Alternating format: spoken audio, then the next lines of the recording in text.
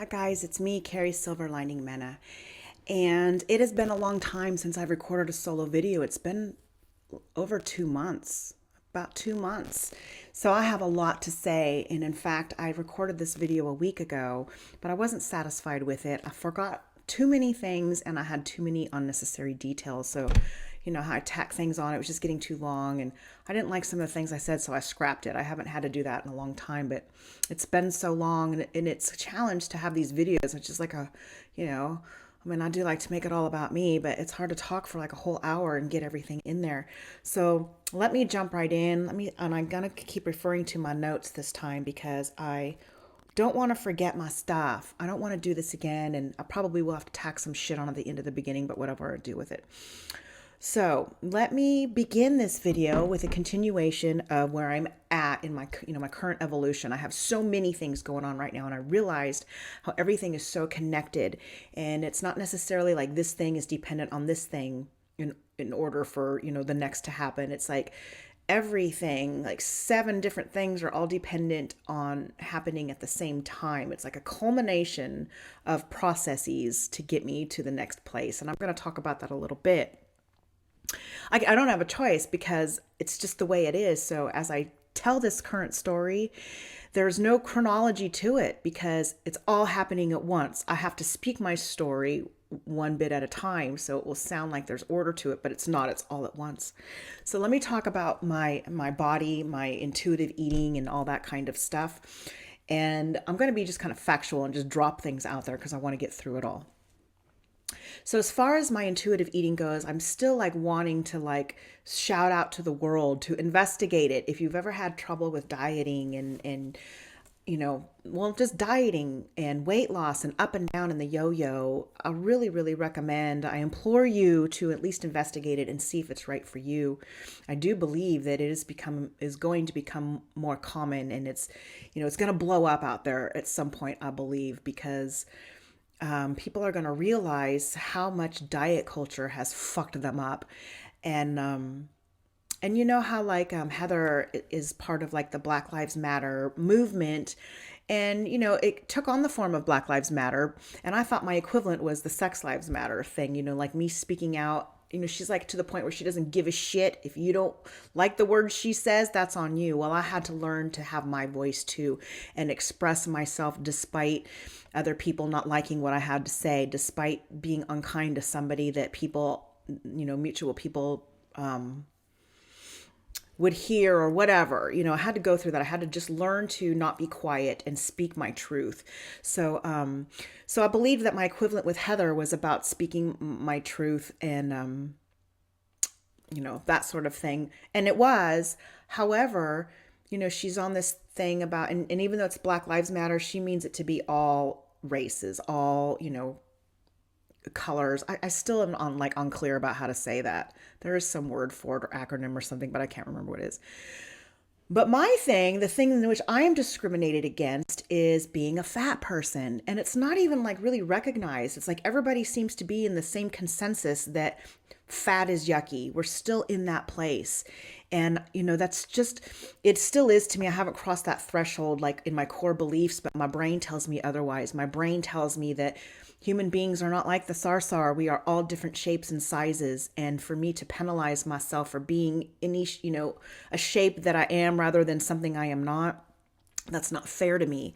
And one of the ways in which I was not honoring myself is a few videos back, I said I refused to buy smaller clothes. I was going to squish myself into my old jeans until I fit back into them again. And I realized how wrong that was, that I was not honoring myself at any size. I was not loving myself at any size.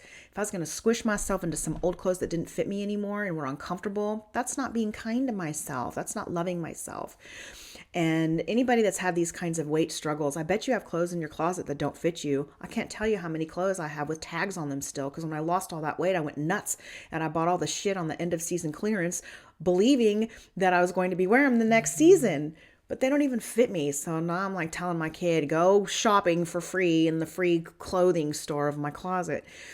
And if I ever get to that size again, I'll just borrow my clothes right back, or I'll go buy some more at the next bargain clearance section. But but I'm not going to make myself suffer and squish into something and make myself uncomfortable, because that is not loving myself. I also believe that my weight will fluctuate for whatever reason. I'm not meant to be the same size all the time, and many of us aren't.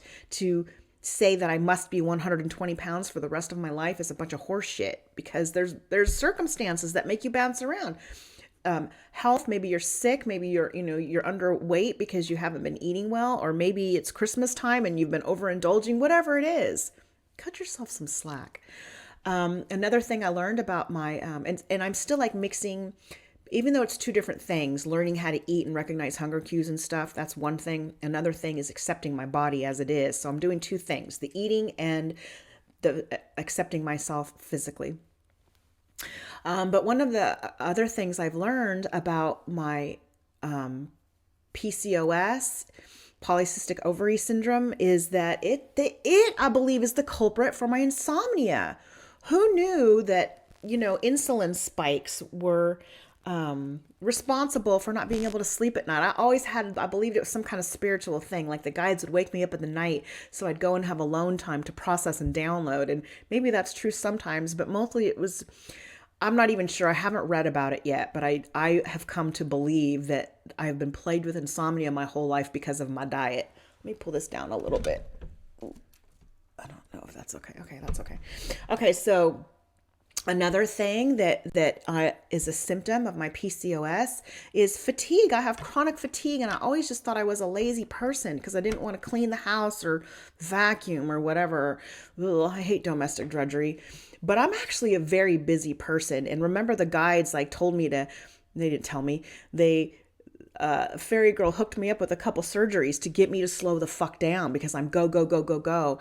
And even though I don't have an official job, I'm not like a president of a company or whatever, I do a lot of stuff. So when I have my downtime, it is well deserved and needed. And I just got a message just from one of those live feeds on the internet to slow down, take some time for you, go hibernate. And I will soon, but December's a busy month. It was my twin's birthday a couple days ago on the solstice. I am now a mother to 3 teenagers. And so, we've been done birthday celebrations, and there's just all the hustle and bustle of December, Christmas, and all that stuff. Kids are out of school. Another thing that I've learned about my body and my PCOS is that I have intense cravings for sugar and carbohydrates. So I've been setting myself up for failure all along by cutting out carbs. Tons of misinformation from doctors telling you, if you want to, let's say, go back to when I was trying to get pregnant, the best way for me to get pregnant was to lose weight. And, but what they don't tell you is the doctors don't tell you that you have a big challenge ahead of you, because people with PCOS get very strong cravings. And it's so interesting. Like right after I've eaten a meal, I'll be full, but all of a sudden I want sugar. I need sugar. And I never really thought about that, because in our society, maybe in all of the societies, it's very normal to have a dessert after dinner. So I just thought I was just having regular, oh, let's have dessert. But no, I truly need sugar all the time. And when I eat it, it's like a needle going into the arm, because I'm like, oh my God, it's such a relief to be chewing on that shit. And I also learned that, I'm kind of going into the next thing. This is my body again, back and forth, is that, when Sarah and I did that video on vanity, I was kind of thinking to myself, I was really trying to pick apart what constitutes vanity and what constitutes insecurity. And I don't think I have vanity at all. I enjoy putting on my makeup, and I enjoy putting on my bling, and look, but I'm a slob. I like to just dress like a slob. This is my favorite outfit, is the big baggy sweatshirt, gray. I love it so much. I kind of thought I was hiding from my body by wearing this big sweatshirt. But the truth is, this has always been my fashion statement. I'm calling it slobby chic. This is what I wore the other day. And this is all clean laundry. Another one. Another one. Another one. Another one. These are all just sweatshirts in gray. I also have heather blue, dark blue. I'll have 3 blacks. I have a red. I have a pink, and I have a purple. I don't know if I have other colors, but that's what I've always gravitated towards. This is my regular clothes. And if I I just might start to just, make this a true fashion statement and wear this out and about. I have a couple nice outfits I can wear, so I'm okay. I am a little worried about summertime in Texas because I haven't figured out what I'm going to wear. I'm still very self-conscious about my body. Hopefully by then I will have passed it and not give a shit, but for now it's like a teeny tiny worry, but I'll get there. I'll get over it. So I'm not necessarily hiding. I like this. I'm comfortable. If I can go back to toga days or, dress like Jesus dressed in a robe with like a sachet or whatever, I don't know, that'd be great. But, oh, what was I going to go? Hang on, it's right here. Oh, so when I did that video with Sarah, I don't wear makeup all the time. It's just triggered me, that video reminded me because we talked about makeup and stuff. So when I get an opportunity to dress up, I like to put a lot on. I don't know if you can tell, whenever I look with these big lights shining on me, I look super pale. But when I go and review the video, you can see like all the color in my face. So sometimes I overdo it. But I like putting on makeup and being pretty every once in a while. I only do it like a couple times a month. I like wearing all my sparkles. I got no reason to wear these. So those are two things I like. And also when it comes to my pictures, they become too edited. I have to figure out how to make them not so blurry. It's like you can't do just a little bit. I'm kind of figuring it out. Maybe I need a new program, but I enjoy that too. And if you look at my pictures, they are all edited, whether I'm in it or not. It has, I do like to blur out my old person spots, but I always have like some kind of parallel or perpendicular line. Everything's centered. Everybody's eyes are even. If somebody's in the background that doesn't belong, I'll blur the background out. So I take great pride and I enjoy editing my pictures to make them look as pretty as possible. So having said that, I enjoy the makeup, I enjoy the jewelry, I enjoy the editing. So to me, that doesn't feel like vanity if I enjoy it. What I don't enjoy is dieting. It's so hard. It's so hard. I'm not meant to diet. In fact, I don't think anybody is meant to diet. Maybe you need to diet for health reasons, like if you can't tolerate gluten, don't eat gluten. If you're having high blood pressure, cut down on the sodium. But those have nothing to do with weight loss or the way you look. It's all about your body being able to tolerate certain things. So if you're going to diet for the sake of not dying, then by all means. But if you're doing it to be prettier, then fuck that. Because one of the things that this journey has taught me is that, you know how I always so my weight loss is not vanity, it's insecurity. And I realized that my insecurity about my body is based in trauma, and I figured out the trauma. And I mentioned it in another video, but I hadn't quite come full circle with it because I didn't realize how much it truly affected me.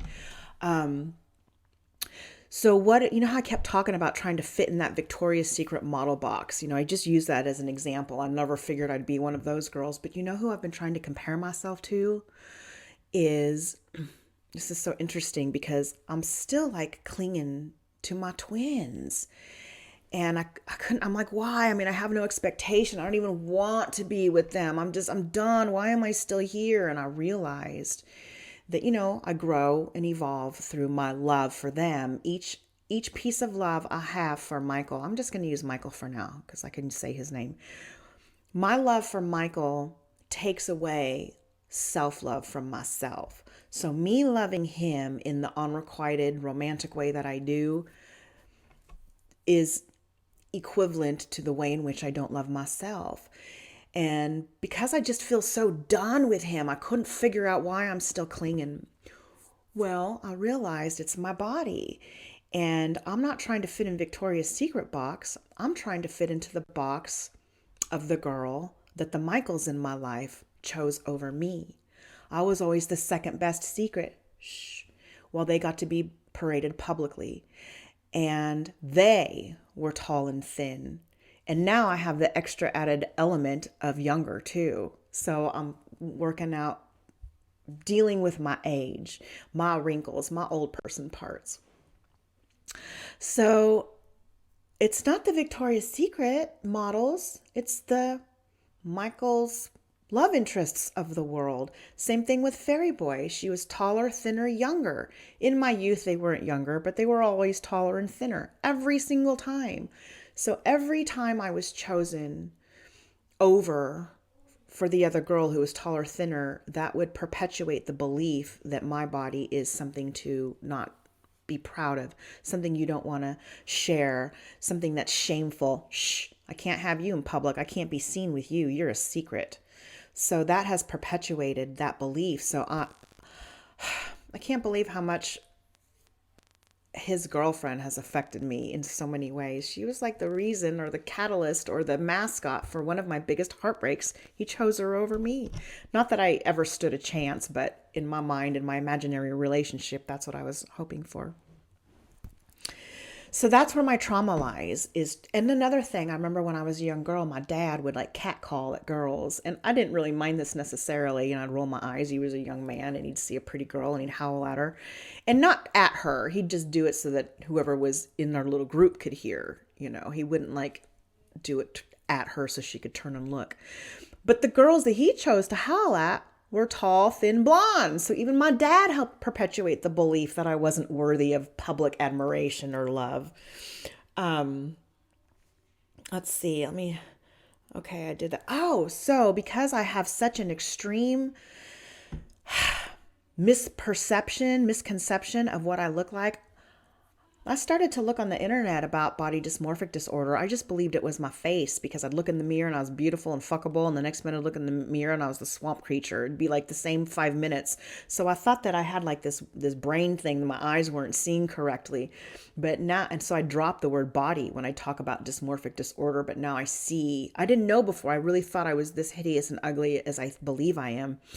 I don't think I am anymore. I think that this is in like the DSM and it goes in the same category of anorexia, where these, mostly women believe that they are uglier, fatter, or whatever than they really are. So, they starve themselves into these skinny twigs, and we look at it, we're like, God, that's so unhealthy looking. It's so unattractive. And I'm not picking on them because I understand it's their brain thing, but I'm the same way, except the difference is that instead of starving myself, I just yo-yo dieted and went up and down my whole life. And, guilt, relief, whatever it was, all over the place. I was either denying myself or feeling guilty, restrict guilt all the time. I was never at peace with food.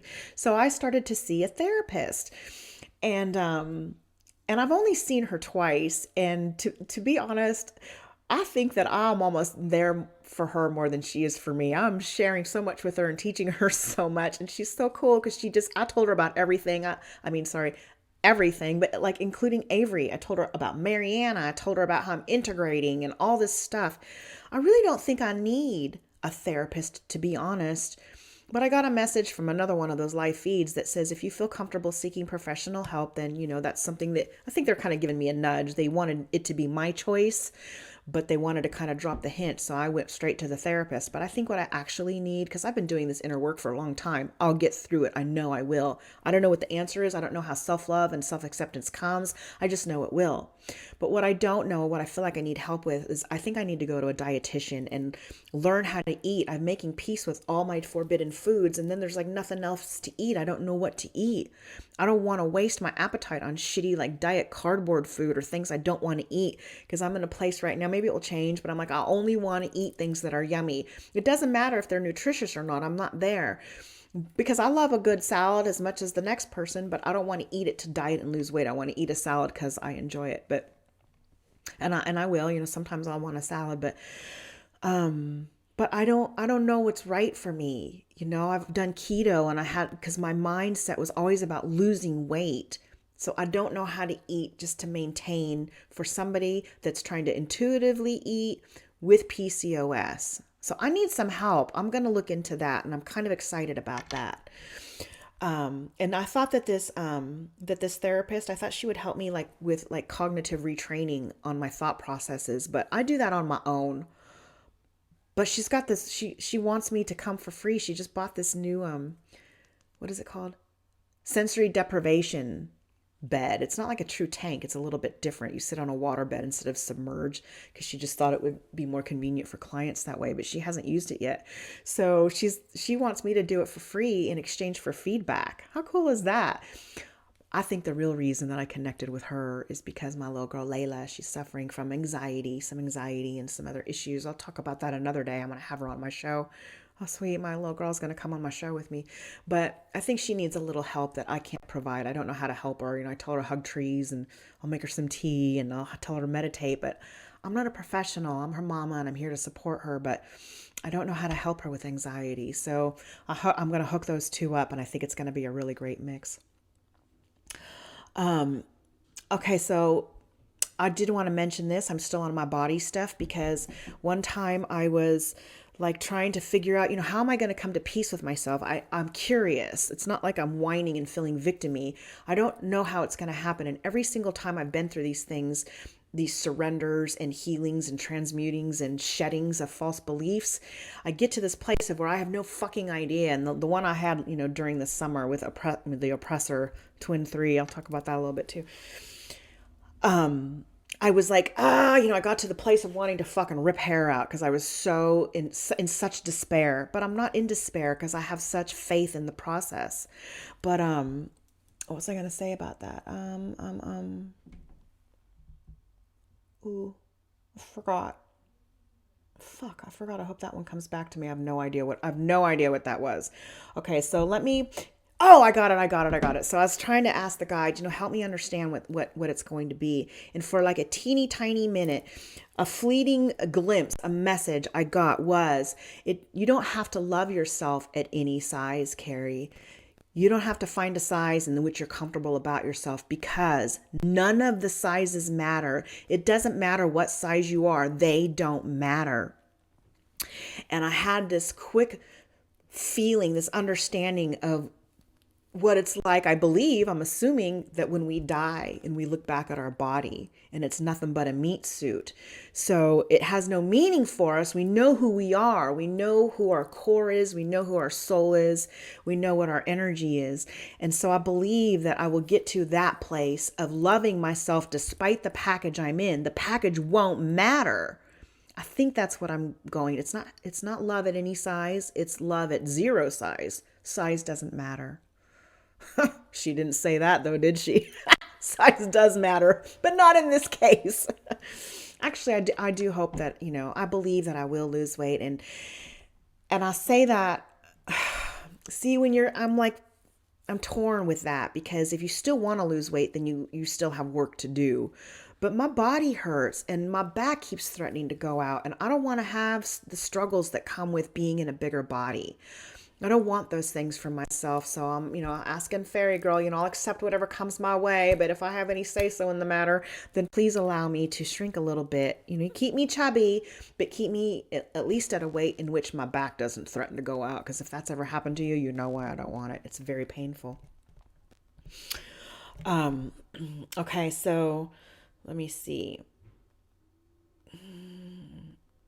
Okay, so while this body stuff is happening and while I'm coming to peace with myself, I'm fluctuating. I'm on the cusp and I keep bouncing back and forth between these two realities.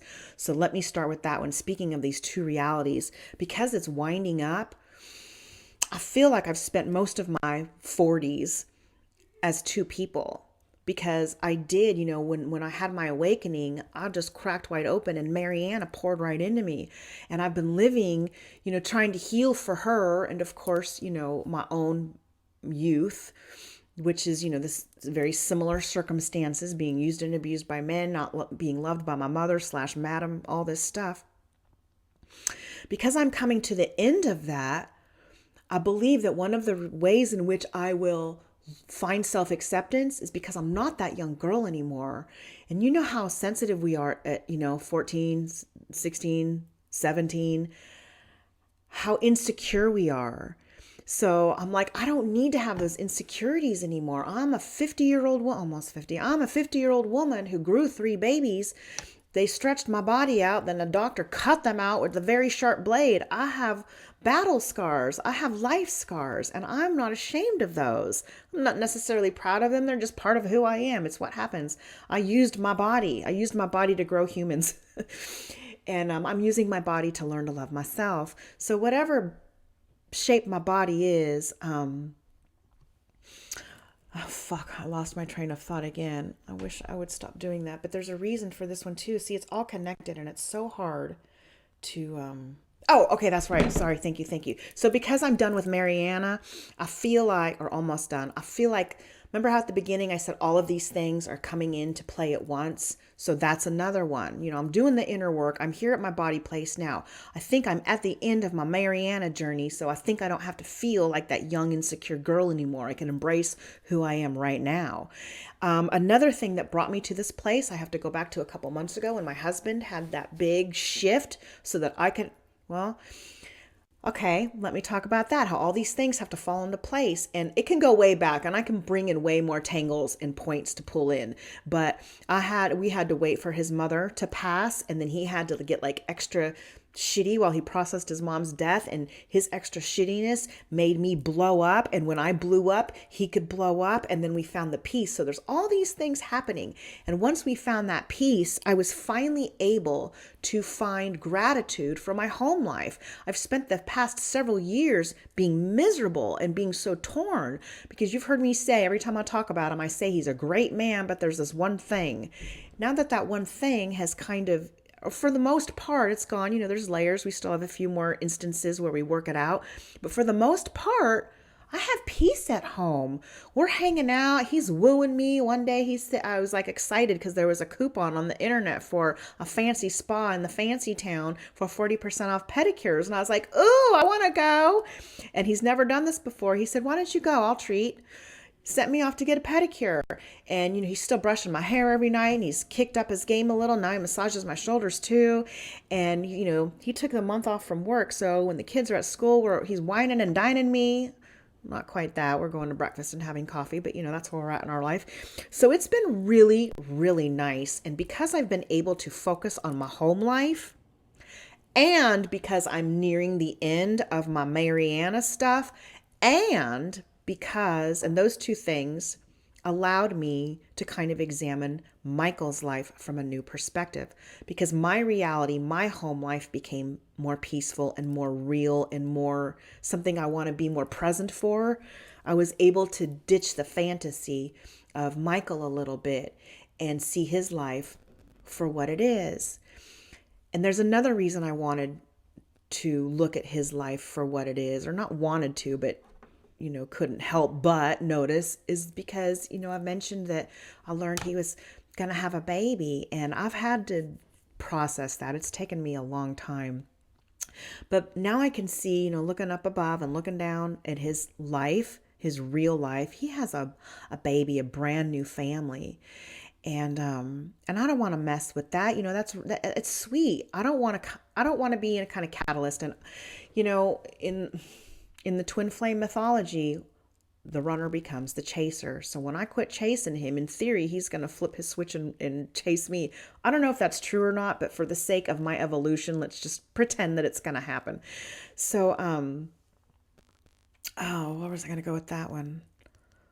Oh, so not that I'm like bragging like I'm all this and that I have the power to break up his family. If there's anything that's going to happen, I'm not going to be the cause. They will already have, like my husband and I, we had our own issues separate from my twin flame relationships. They affected each other, in ways, but I already had problems. But still in my mind, when it comes to Michael, I'm feeling like I'm going to be in there and I'm going to be the home wrecker. And I don't want any part of that. I don't want to be that person ever. I don't ever want to hurt anybody's feelings. So if you remember back in August, I said, it was like, remember, I was like 6 years to the day. All of a sudden, my switch has flipped. Well, it did flip. But what happens is that it's like, I'm done. And I toss him into the ocean. I'm done with you. I'm setting you free. But the tide brings him back in with my next lesson. So this lesson has been about my body. And, I needed to process that. God, I get so mad when I derail myself. So just going back to how all these things like matter. Like I could not let go of my fantasy with Michael until I found peace at home. I could not look at his life until I looked at, in a 3D real way, until I looked at my life in a 3D real way. And that couldn't happen until the stuff with my husband's mom happened. All these things had to happen in order to, get me to my next place. And I might come back to this topic. I don't know, because I don't know if I have something more to say about that, but I'm going to move ahead a little bit. Oh, I know. Okay, so August 17th is when I said that, my switch has flipped, and it did, but it was a slow flip because I'm still in the middle of that place, and I had to spend some time. I did write to Michael one more time, and I was really torn about it because I feel like if I keep writing to him, that like perpetuates me not being healed and me not detaching from him. And I want so much to be free of this because I understand that my love for him is not a path to us connecting. My love for him is nothing but a lack of love for myself.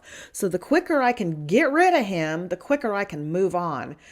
Who cares what happens next, whether he comes back or not? I'm done caring. I'm done counting on that. I'm done dreaming about that. Whereas before I was like, I could take it or leave it, but prefer it. Now I don't even prefer it because, like I said, I don't want to be a homewrecker. But back in August, it doesn't ever, every time I think there's going to be some big change, like that Hawaii video I did, I said I surrendered, but everything seemed to be the same. What we're doing, there's so much fucking garbage, is that when you surrender something and you have a breakthrough, but your life still looks the same, you have like created a new energy for yourself. It's not always so overt. You don't see it because sometimes things look the same. I thought that meant I was going, that Hawaii episode, I thought that meant I was going to divorce him or move out or something. But no, whatever I shed that time, I just shed. So that, again, with Michael, I swear to God, my twin work is never, ever going to fucking be done. And I wonder about that. How much more can I learn from these men? Or is it just when if the roles flip, then I don't know how much they learned from me. Am I just going to be a mascot for them? Or are they going to actually learn from me if that happens? I don't know. Okay, so I forgot again where I was at, just growing and shit. Okay, so because Michael, I learned that he was going to have a baby. That was such a good reason to let him go and to choose to not focus and fantasize about him anymore. It was like a choice. I still, have feelings for him, and that pisses me off because that just means I have more inner work to do. But,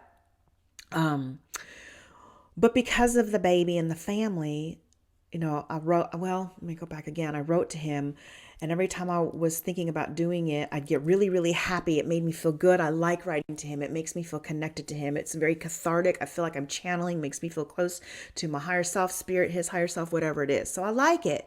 But I was like, I shouldn't do that because I need to detach. And so every time I thought no, I'd get really sad. But then I'd like, fuck it, I'm going to write him and it'd feel good. So finally, I'm like, you know what? If I learned one thing last summer, it's do what feels good and don't do what doesn't feel good. So not writing did not feel good. Writing felt good. So I did. And that was healing for me. And then there's something I have to tell you about that, about the things I said to him, but I'm not going to do that yet because I want to go back to Fairy Boy, because now I had a reason to get rid of Michael. Get rid of him like he's been knocking on my door this whole time. You know what I mean? How was I going to get rid of Fairy Boy? Because he didn't have a brand new baby. In fact, I've said over and over again that, he's like ripe for fun and love. He doesn't have any attachments. I don't even know if he has a home, but because he's kind of floating around the earth right now. So again, there was no reason for me to let him go. It's interesting though. You know what I think happened is that when Michael messaged me back in August about that song, and I feel like it like unplugged me from Fairy Boy. Well, it didn't unplug me. I'm just plugged right back into Michael. So now I got both of them going, but I think that I'm back on track with him. And that's part of the other story that I was just going to mention. Hang on.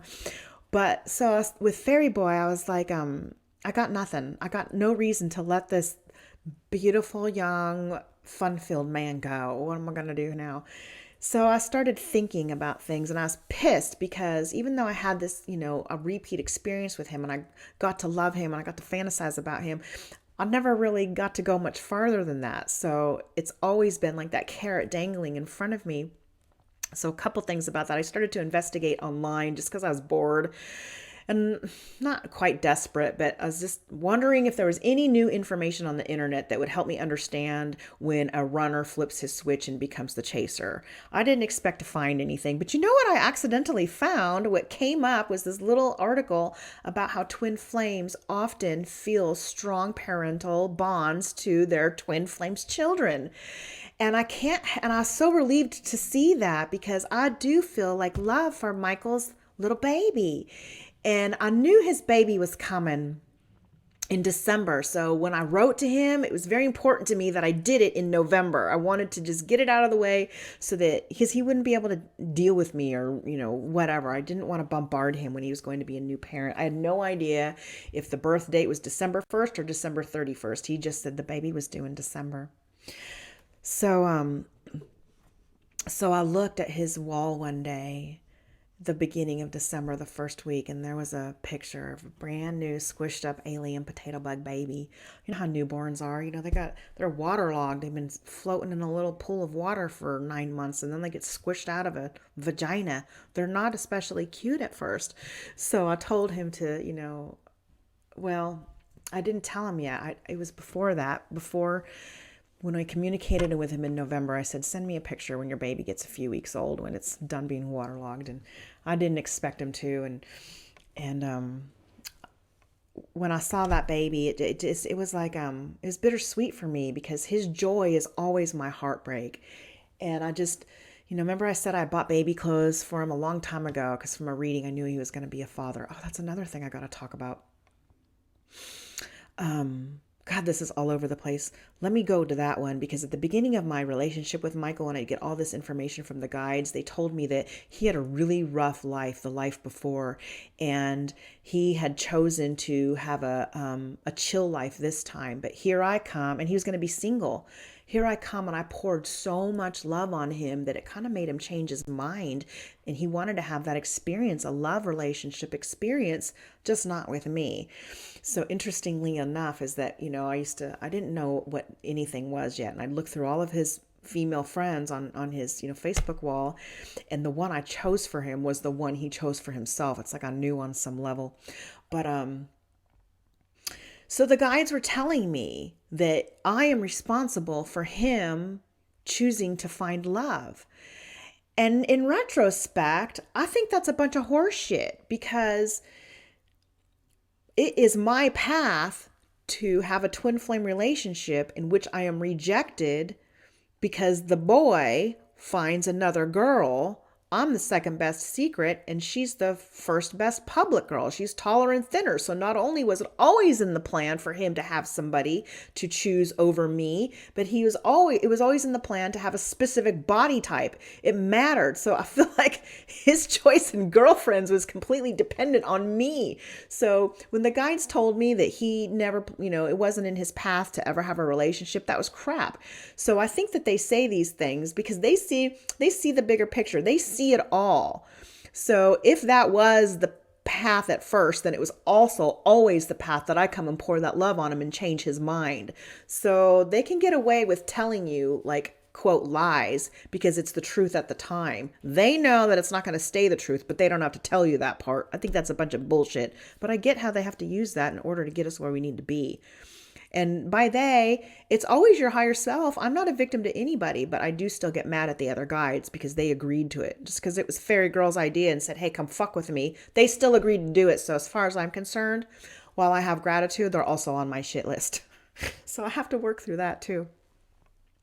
Okay, so I want to talk about going back to Fairy Boy. The way that I have reconciled in my mind since he doesn't have a brand new baby and sweet little family to turn me off. And he never had the girl. He did have the girl at first, but the second time around, the second layer to peel through him, instead of like dangling a girl in front of me and making me feel sad, it was the pictures of him in Australia. I was supposed to go on that trip according to the guides. Eric even said on the e-board, which to me is the least filtered way of delivering messages possible. So he chose to lie, although he'll say, well, at that time, that was the path you were on. I think it's a lie, to tell me that I was in fact going. So when I saw Fairy Boy there in Australia, I was crushed. And in retrospect now, like realizing all this stuff in my brain, I was like, well, I guess I'm going on the next time he goes. I didn't get that they're trying to like break my heart, so I'll leave him alone. I was like, oh, I'll go next. I'm a tough nut to crack. I used to think that I was like a spiritual badass overachiever by choosing to have two twin flame relationships that were identical. I realize I am a spiritual underachiever because I needed to do it twice and repeat the lesson in summer school. So let me talk about that, how I'm trying to figure out a way to get rid of Fairy Boy now. I was like kind of lamenting one day. And if you remember, I didn't finish, I just got done saying I had to repeat the lesson twice. The guides brought me in a second twin. Well, Michael was ready to move on to whatever was next in our relationship. He did that switch a little bit. He flipped his switch, but I wasn't ready. So the guides found him another version of me. And I missed out on that experience because I wasn't ready for it. I'm kind of glad in retrospect that I did a completely different person, and that my heartbreak was seeing pictures of him enjoying himself in Australia.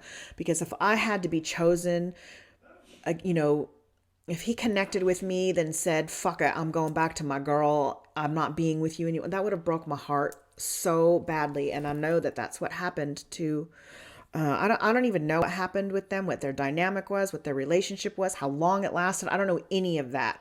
I only know that he sent her to me. And when I figured out that she was another version of me, it infuriated me. Number one, because he sent her to me knowing that it would break my heart. I don't think that was his intention, but that is what happened.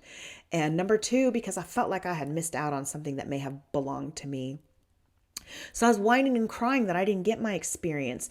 And I'm like, so that was a surrogate version of me. And so I'm wondering, is Fairy Boy a surrogate version of Michael? And I don't think so. I can't figure out if it's like a true like twin flame relationship again, because I repeated it, even though it took on different aspects later, which I'll talk about. Or if he served as a surrogate like this other version of me did for Michael. And then I realized that years ago, I had an experience with somebody, and I believe now that he was a surrogate for Michael. Like perhaps Michael wasn't ready, because I saw Michael right after my experience with this other guy, and I never really understood that experience. It was a little odd. But because the timing of it, I feel like I was supposed to connect the two. And what kept happening with this guy is that he kept messaging me either through text or email or messenger. And I really wasn't interested because, like I said, it was just weird. Everything about that was weird. But but because he kept messaging me and pursuing me, I felt like maybe this is the guides trying to tell me to quit chasing Michael and give this other person a chance. So I would. And every time I would message him back, like he dropped his Facebook account. So Messenger, he wasn't there anymore. And then when he sent me an email and I messaged him back, this was like later, I got like that message saying your email could not go through because that address isn't working. And then the same thing with phone. I'd text him and his number was text him back and his number was disconnected, and I just couldn't figure it out. So I just let it go. I was like, whatever, I wasn't that interested anyway. And he just kind of fell out of my awareness until I was thinking about this surrogate stuff, about how this girl was a surrogate for me, and wondering if Fairy Boy was a surrogate for Michael or like a brand new one. I wasn't sure. And I was like, that guy was a surrogate. I did have another surrogate for him. But the main experience that this one provided for me was that we know people here in Houston. We have mutual friends. I actually met him at Elisa's at a party. And for what, I don't know his reasons. I don't care about his reasons. He just didn't want them to know that we might connect. And so and I didn't want them to know either. It just wasn't their business. I wouldn't have cared if they learned about it, but I just didn't want to talk about it and make a big deal about it or whatever. So I was like, that's fine with me. I don't want anybody to know either. But now in retrospect, it was another one of, shh, don't tell anyone. Shh, don't tell anyone. Over and over again, he'd try to connect with me, then disappear. And that same message would be there, don't tell anyone. So I was never meant to connect with him. I was only meant to connect the secret stuff. And I hadn't yet. I just figured it out. So the reason I'm telling you about this is because sometimes people just pop in and out of your life that don't feel like they belong. Well, they could be a surrogate because your true person that you're on a journey with isn't ready. And like with my husband, I can't really have surrogate experiences with him because he's my husband. I have to wait until all of the pieces fall in place, like the mother dies, the shift happens, all of these things. But in a twin flame relationship with somebody that's, it's like imaginary, it's with Michael, it's okay to bring somebody else in to provide an experience for you. I thought that was very interesting.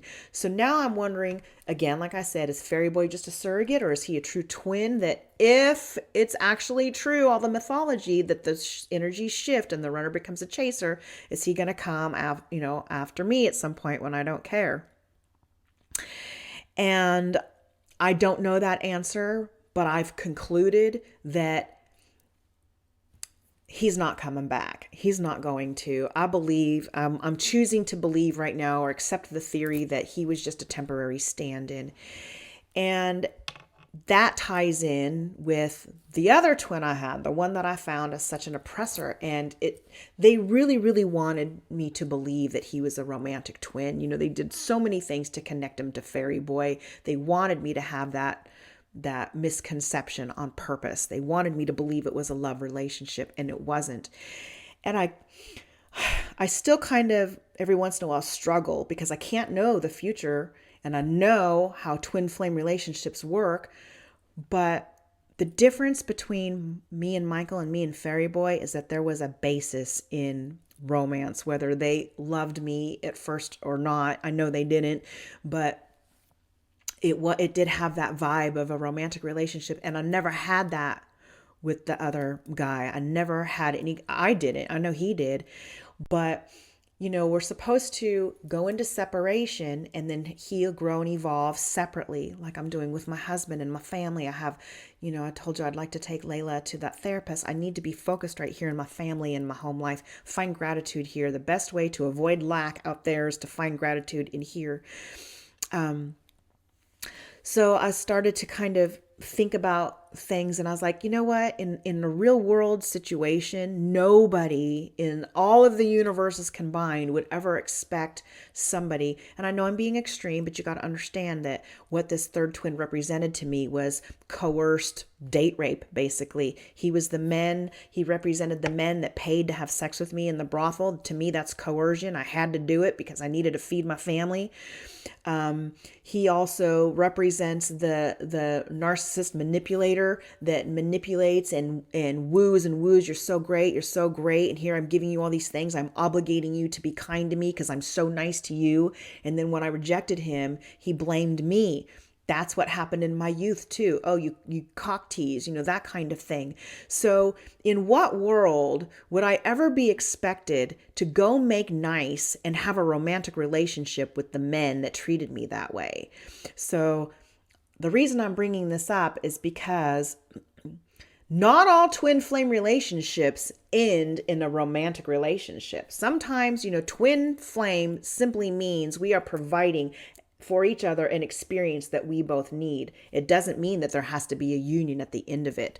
So based on that knowledge, I'm letting that be the reason that I'm giving up on Fairy Boy, because I'm done with this unrequited love shit. I'm ready to move the fuck on. And I got no hard feelings for, well, no, Michael, come. He brought my heart out a whole lot. So all of my hard feelings are,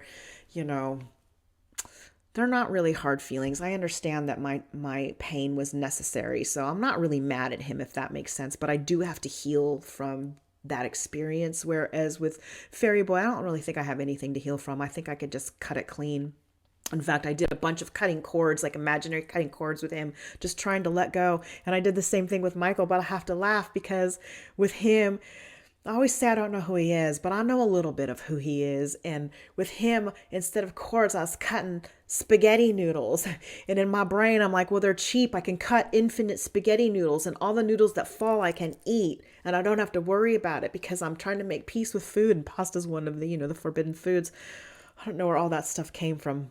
We both like pasta. I guess that was it. But I thought that was a funny means of cutting cords, was just cutting spaghetti. Okay, I have more. I'm on minute 48. Let me see what my notes say. Oh, that's so cool. I just got a message from Michelle Gray. She's going to come join me again on my show to help me sort some stuff out. Okay, so Can't remember if I mentioned, but one day I did go peek at Michael's wall and I saw that, he did have that baby. I did say that. And again, it was bittersweet. It hurt me while it brought me joy. I'm very, very happy for him. I love him and I want the best for him. And I know that I know I had babies too. It's such a special time, even though you're crazy because you can't sleep and you don't know what the fuck you're doing. It's still very special and very bonding with your significant other. So I know he's having a real good time. And after I realized that he had his baby, I don't expect him to send me a picture and I'm not going to go bother him. I just don't belong there. I don't belong in that family. I can't even be like great Auntie Carrie from Texas, America.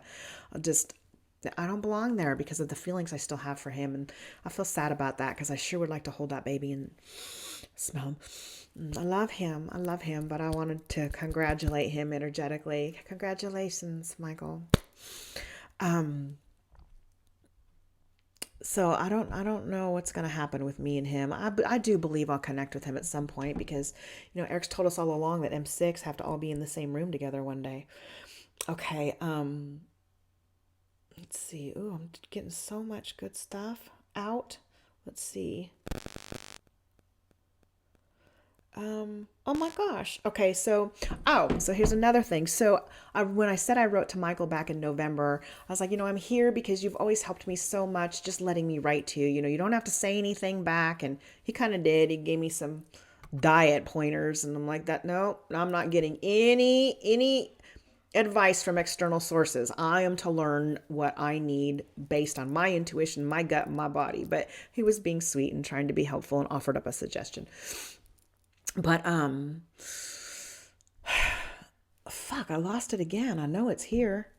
Why do I keep losing this thing I want to say? Oh, so when I wrote to him, I was talking to him about that guy that provided me the experience, and I couldn't understand what it was about. I understood he was a surrogate for him because I kind of related it to him, and then I went and saw him immediately afterwards. But again, I hadn't put together the part. So I wanted so much to go back in there and tell him, I figured it out. I know why this guy popped into my life for seemingly no reason at all. But I realized that when I write to them, while it's healing for me, it doesn't exactly give my power away to them, but in a way it does, because it allows for them to heal me. It gives my power to heal myself to them. And I guess I do almost the same thing through these videos, but I don't know. It just feels different when I'm saying it to you. It's like, I know, I have specific people that follow along, like Jody and Laura. And, I know that I got some true followers of me, but mostly when I do this video, I'm talking to a computer screen. So it's not personal. I'm not giving my power to a specific man. So I decided to not tell him this. First of all, he's not interested. Second of all, he's got this new family. He doesn't have time. And third, I just lost that need to do it. And I also kind of wrestle in a little bit. I'm doing the same thing with Fairy Boy. I don't know if I want to write him or not. I do get really excited when I think about it. But I don't know if I still need that. If I want to do it, I'll do it. If I don't want to do it, then I won't do it. And either way is okay. I feel like I can't fuck things up. I'm not looking to get with him. I already have zero expectations. I've already written him off.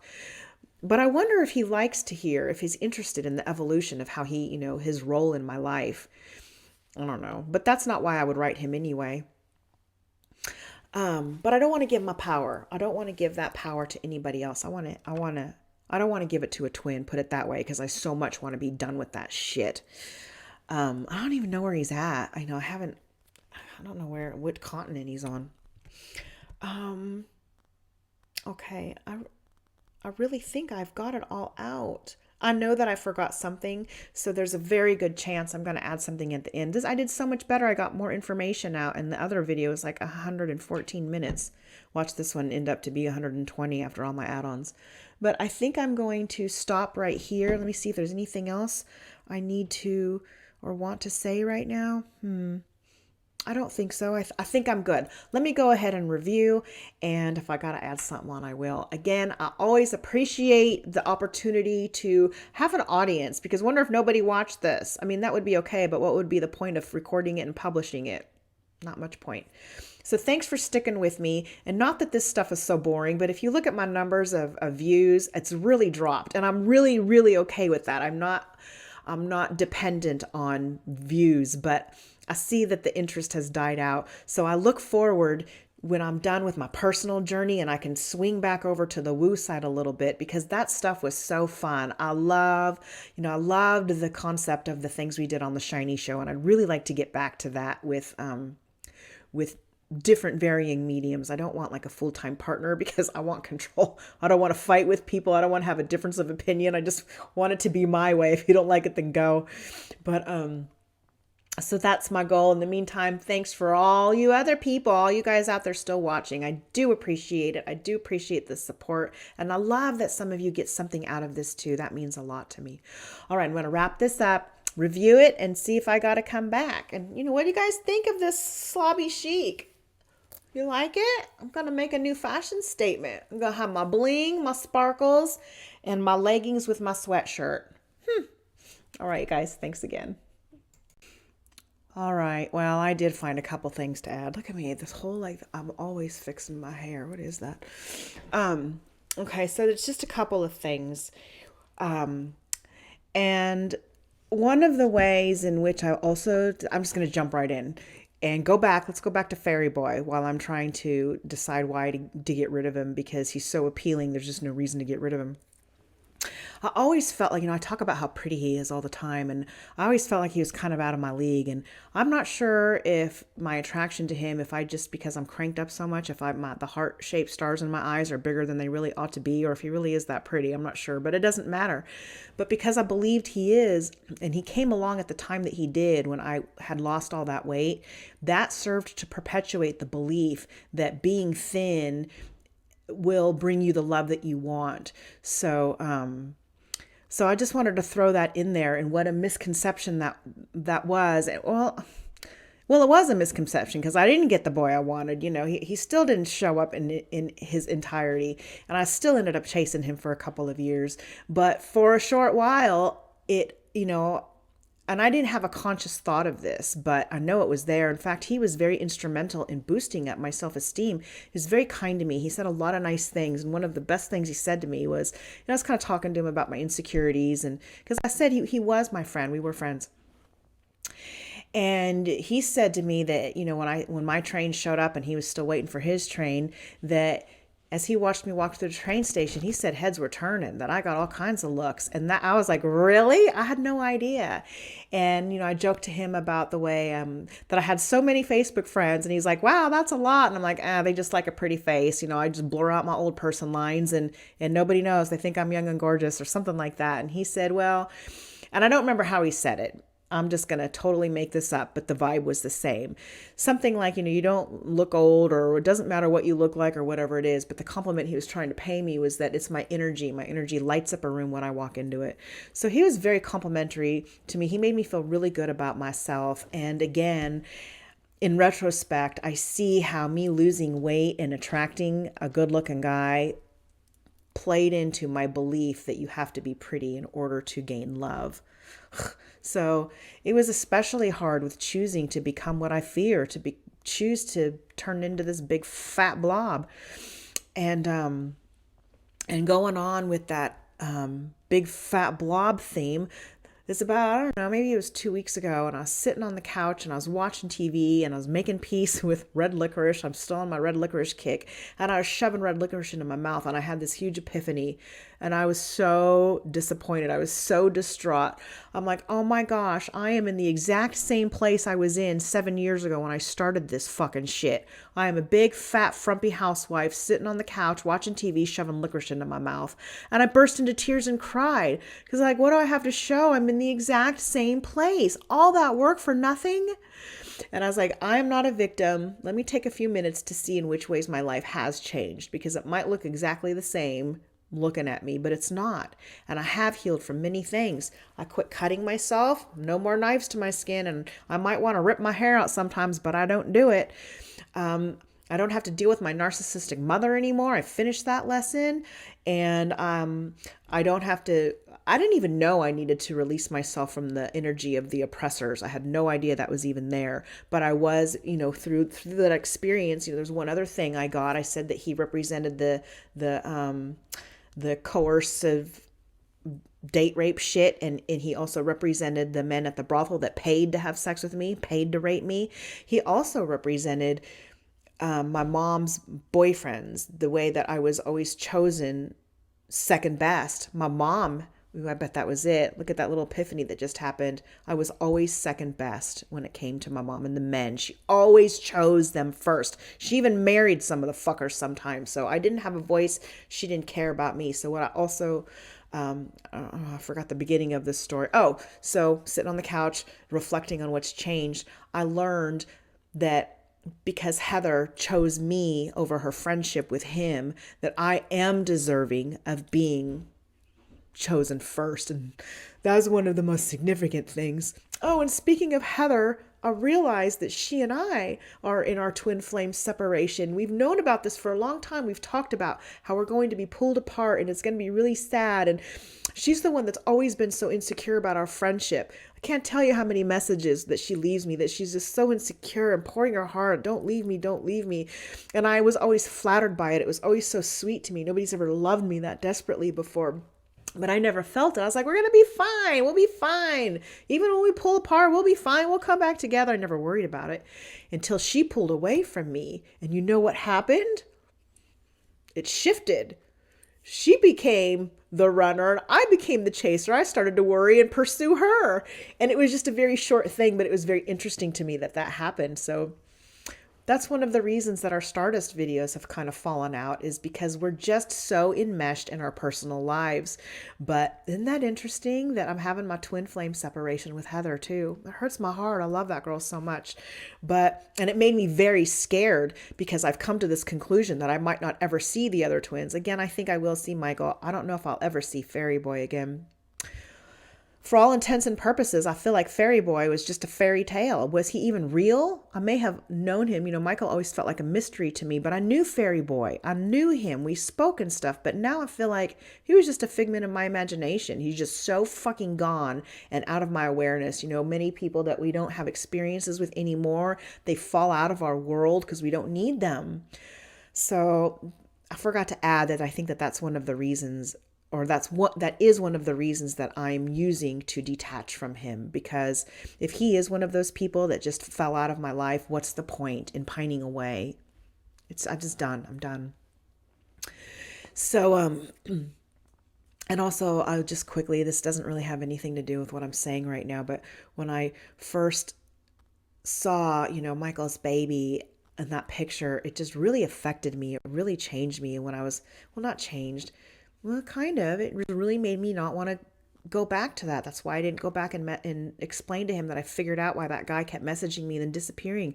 But when I'd be walking through stores, I had to look away from the baby section. I couldn't watch the cute little funny baby videos and memes on Facebook. I just couldn't deal with anything baby because it broke my heart so much. And it's not that he had a baby. It's not that, because I am very happy for him. What it was, though, was it just made it so final. It's like, we are done. So the silver lining to that is that all I've ever wanted was to get off that motherfucking ride. And that little baby that, broke my heart, it did me a real favor because it helped me get that much closer to getting off that fucking ride. So when I go back to remembering myself sitting on that couch, I have much to be grateful for. Much has changed. I might still be that fat, frumpy housewife eating licorice on the couch, but the house I'm in is twice the size that the other one was. We just didn't fit in that one anymore. It was a nightmare trying to keep it clean. Nothing fit anywhere, so I just felt like I lived in constant chaos. And my relationship with my husband has improved so much. And I have so much to be grateful for. So in like a crazy twist, me feeling like my life is just as shitty as it always was. Here I am eating that licorice. I was able to reflect about how much better my life really is, even though I'm this chubby blob. Well, either I won't stay the chubby blob or I won't give a shit that I'm the chubby blob. Whatever it is, I'll be grateful for that. But in the meantime, I have so much to be grateful for. So I'm glad I had that moment of, you know, momentary regret and anger because it allowed for me to see what really has changed in my life. So I feel like I think this all the time though. Every time I think I'm done with the twins, that tide brings them right back in. But I really have got to be towards the end, right? I mean, how much more is there to do? So that's that. Okay, I'm gonna stop again right now. I can keep going forever and ever, I can, but I wanted to put in that licorice bit on the couch. All right, you guys, thanks again.